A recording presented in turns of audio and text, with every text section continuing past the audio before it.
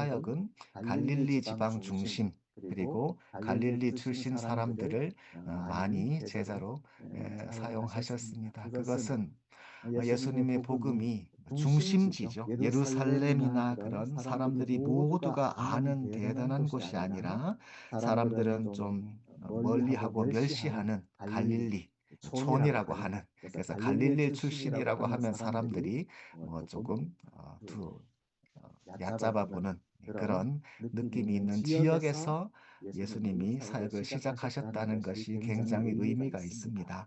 하나님의 일은 사람들이 대단하다고 하는 그런 세상적인 조건이나 능력이나 그런 것이 아니라 도리어 사람들은 대단치 않게 생각하는, 세상적으로는 뭔가 부족한 게 많은 그런 사람들, 그런 배경, 그런 것도 하나님은 사용하시지요.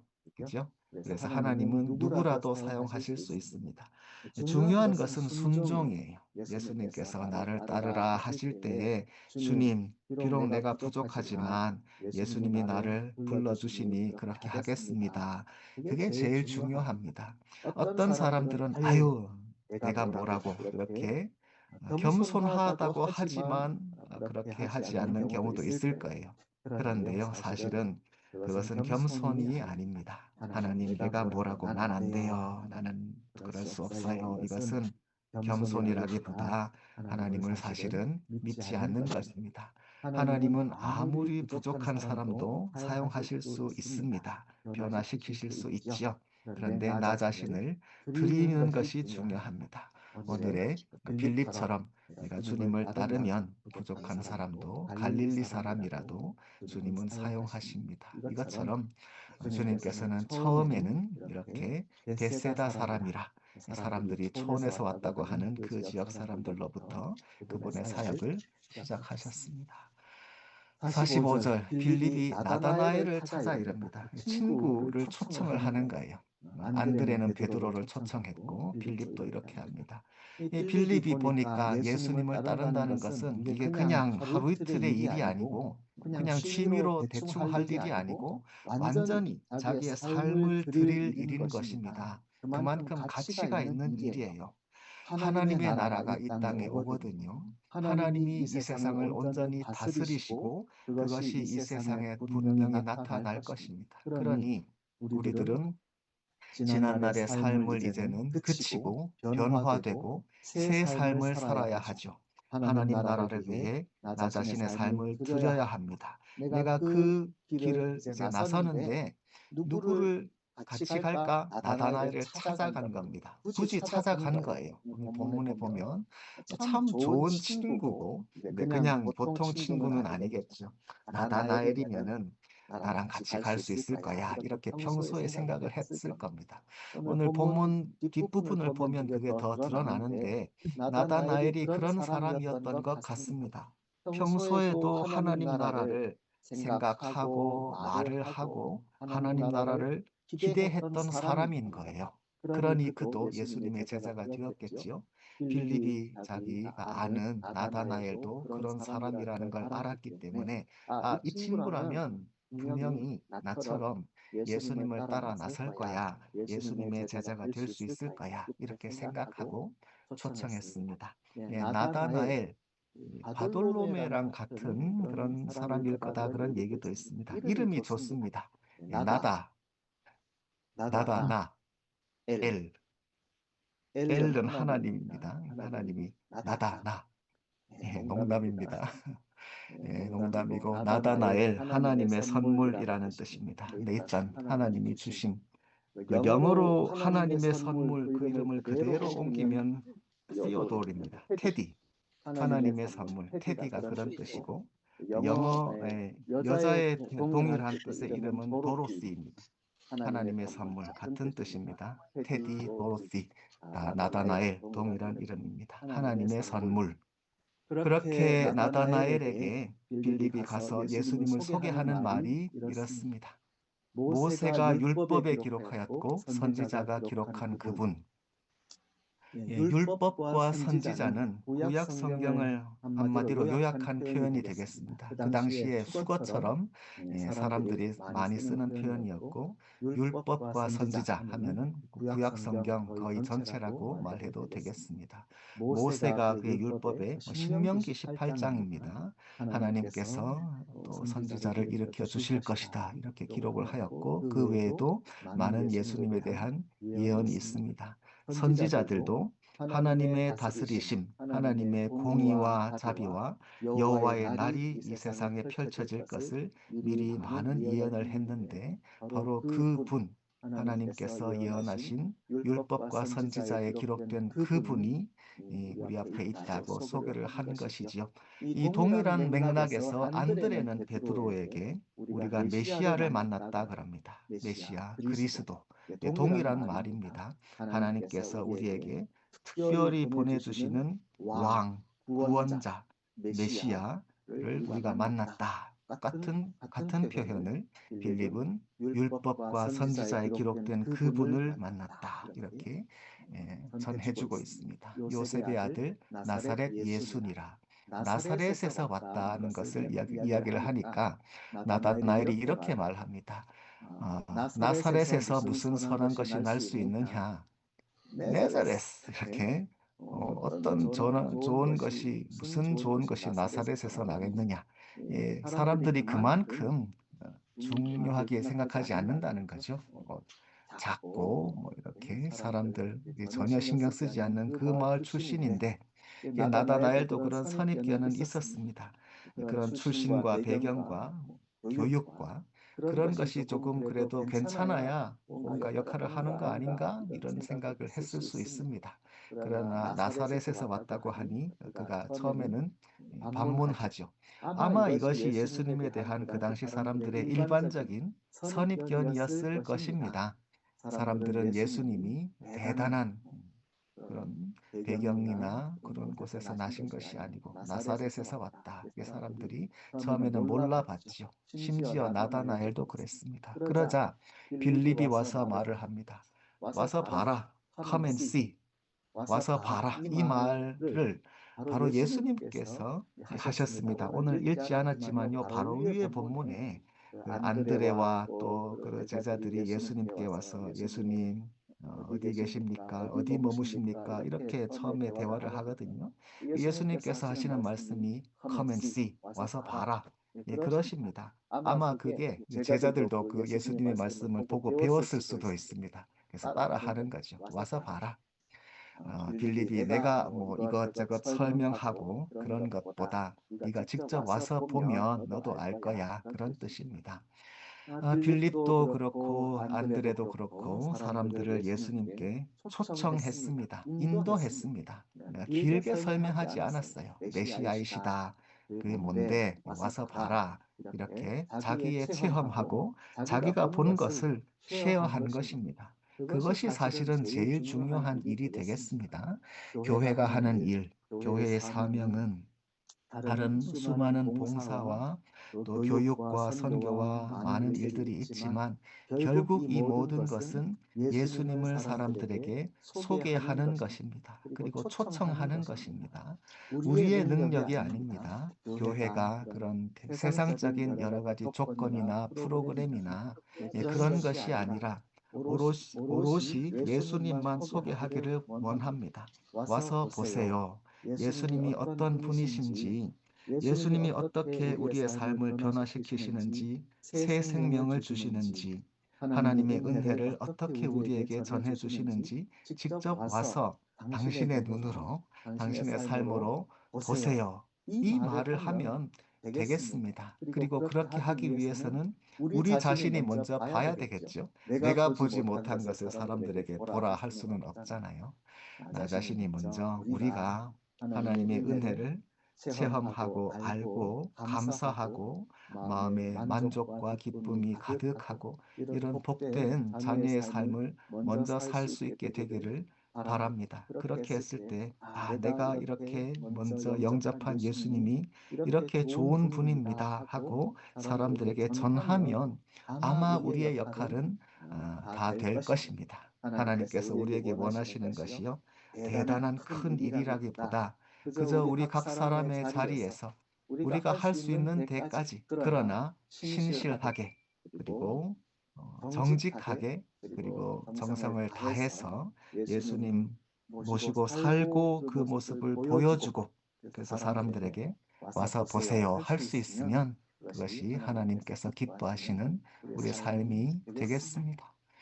47절에 예수께서 나다나엘이 자기에게 오는 것을 보셨습니다. 그리고 그에게 보라, 이는 참으로 이스라엘 사람이라 말씀하십니다. 예수님께서 그를 이미 아신 것입니다. 그리고 그에게 하시는 말씀이 이는 참 이스라엘이다. True Israelite라고 말씀하셨는데, 참 대단한, 굉장히 좋은 칭찬의 말씀 같습니다. 나다나엘을 지금 처음 만나시는 거거든요. 그렇지만 다 알고 계십니다. 그래서 이 사람은 참 이스라엘이다.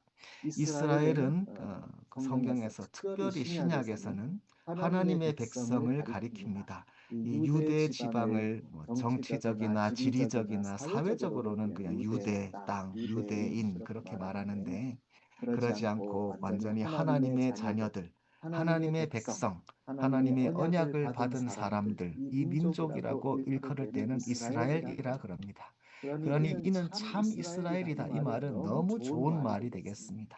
하나님께서 언약을 주시고 구약 성경에서 약속하신 그 많은 주님의 뜻이 펼쳐질 대상이 이스라엘인데, 이 사람이 바로 참 이스라엘이다.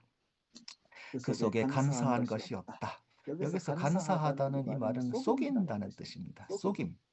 그 속에 속이는 것이 없구나. 이런 칭찬이 참 예수님께서 우리에게 해주신다면 너무너무 좋을 것 같아요. 우리 마음속에도 사람들을 대할 때 순전하게, 어떻게 생각하면 단순하게, 그죠? 소박하게, 그러나 속이지 않고 복잡하게 생각하지 않고 앞뒤가 다르지 않고 사람들을 이렇게 순전하게 대할 수 있다면 사실은 하나님께서 너무 기뻐하실 것 같습니다.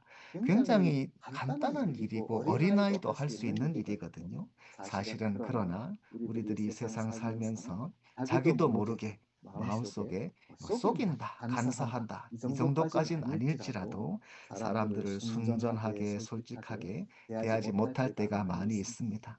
또 환경이 그렇거나 조건 때문에 어쩔 수 없이 그럴 때도 분명히 있습니다. 우리들이 사회생활하고 직장생활하고 등등등 수많은 사람들을 만나면서 나도 모르게 사람들과의 관계가 솔직해지지 않고 열려지지 않고 그럴 때가 많이 있지만, 그러나 그렇지 않을 때 하나님께서 기뻐하실 것 같습니다. 이 이스라엘이 원래 야곱의 다른 이름이고, 그런데 야곱에 대한 이런 이야기가 밑에 또 나오거든요. 그러니 오늘 본문의 저기 뒤쪽에 어딘가 야곱을 생각할 수 있는데, 야곱은 속이는 게 많았거든요. 그죠? 형도 속이고 아빠도 속이고 또 외삼촌도 뭐 이렇게, 야곱은 그렇게 좀 속이는 게 많은 사람이었지만 변화되었죠. 그래서 하나님께서 이스라엘로 만들어 주셨습니다. 그런 배경을 생각하면 이 본문이 또 예수님께서 나다나엘에게 하시는 말씀이 참 더 특별하구나 하고 알 수 있습니다. 48절에 나다나엘이 이르되 어떻게 나를 아십니까? How do you know me? 지금 처음 만났는데 자기를 아는 것처럼 이렇게 얘기하시니까 나다나엘이 깜짝 놀랐습니다.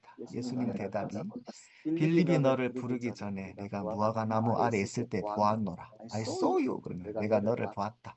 이거는 분명히 예수님의 이런 영적인 능력이 되겠습니다. 아마 거리상으로 도저히 볼 수가 없는데 예수님이 이미 다 보신 것입니다. 그러니 예수님의 그런 능력이 여기에서 나타나고, 실제로 빌립이 무화과 나무 아래에 있었겠지요. 이것은 그 당시의 표현으로 보면 무화과 나무 아래서 대개는 성경을 읽었습니다. 나무 그늘 아래에서 이제 성경 말씀, 구약 성경을 읽고 묵상하고 기도할 때 무화과 나무 아래에 있을 때가 많았습니다. 아마도 나다나엘은 하나님 나라를 또 사모하면서 성경 말씀을 가까이 하면서 그렇게 무화과 나무 아래에 있기를 즐겨 했던 것 같습니다. 예수님께서 그걸 보신 것이지요.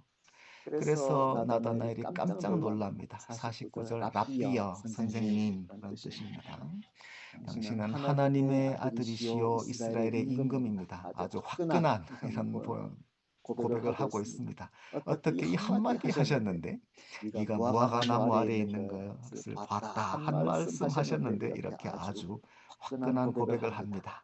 그 더 자세한 그런 내용이 있었을 수도 있습니다. 나다나엘이 예수님에 대해서 알고 그분의 메시지와 그분의 진심과 그분의 헌신과 백성들을 향한 뜨거운 마음, 무엇보다 하나님 아버지에 대해서 온전히 그분의 삶을 드리는 그 메시아의 삶을 보면서 그리고 그분과 함께 생활하는 제자의 삶으로 자기도 헌신하는 삶을 살면서 온전한 고백이 이것입니다. 이 순간의 고백이었을 수도 있고 그의 삶 전체를 통해서 지속된 고백이었을 것입니다. 당신은 하나님의 아들입니다. 당신은 이스라엘의 왕입니다. 확실하고 정확한 고백이 되겠습니다. 예수님이 이 땅에 오셔서 사람들을 만나시고 병을 고치시고 하나님 나라 전해주신 것은 랍비 선생님으로서뿐 아니라 하나님의 아들로 이스라엘의 참 왕으로서 그렇게 하신 것입니다. 그분을 처음부터 알아보고 그분의 초청을 받고 첫 번째 제자가 되었으니 사실 나다나엘과 또 앤드류와 베드로와 또 빌립과 정말 복된 사람들입니다. 이 첫 번째 제자들, 예수님의 첫 헌신된 친구들이 되어서 예수님과 생활을 같이 하는 이분들이 참 귀하고 우리도 그분들을 조금이나마 닮을 수 있기를 바랍니다. 50절에 예수님이 대답하십니다. 내가 너를 무화과 나무 아래서 보았다므로 믿느냐? 더 큰 일을 보리라. 51절입니다. 또 이르시되 진실로 진실로 아멘 아멘입니다. 참으로 너에게 말한다. 하늘이 열리고 하나님의 사자들이 인자 위에 오르락내리락 하는 것을 보리라. 이 말씀이 참 귀합니다. 먼저 하늘이 열릴 것입니다. 예수님께서 하늘에서 이 땅에 내려오셨습니다. 아버지의 품에서 그 높은 보좌에서 이 낮은 땅으로 내려오셨기에 하늘이 이미 열렸습니다. 하늘이 닫히면 우리가 하나님을 볼 수 없죠. 죄가 있으면 하나님이 구름으로 자기 자신을 가리우신다는 애가의 말씀이 있습니다. 우리의 죄의 문제가 하나님과 우리를 갈라놓습니다. 그러나 하나님께서 우리의 죄를 용서하시고 우리를 화목시키시기로 작정하셨기 때문에 이 하늘을 여신 것입니다. 하늘이 열리고 이 표현이 성경에 나올 때는 그냥 문 열듯이 열었다는 게 아니라 아주 휘장을 찢었다는 그런 표현이거든요. 이게 원래는 열리지가 않는데 하나님께서 힘으로 찢어서 열으셨다. 그런 표현입니다. 하늘이 열리고 그만큼 불가능한 일이 이루어진 것입니다. 하나님께서 작정하셨기에 하나님의 아들이 이 세상에 오신 것이고 하늘이 하나님의 능력으로 열렸습니다. 그래서 우리가 하나님께 갈 수 있는 것이지요. 하나님의 사자들, 천사들입니다. 그들이 인자 위에, 사람의 아들 위에 오르락내리락 할 것이다.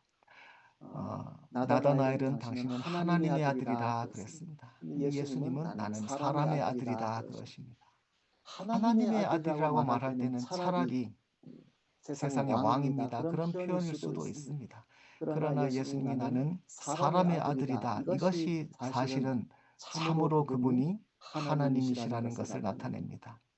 좀 반대입니다.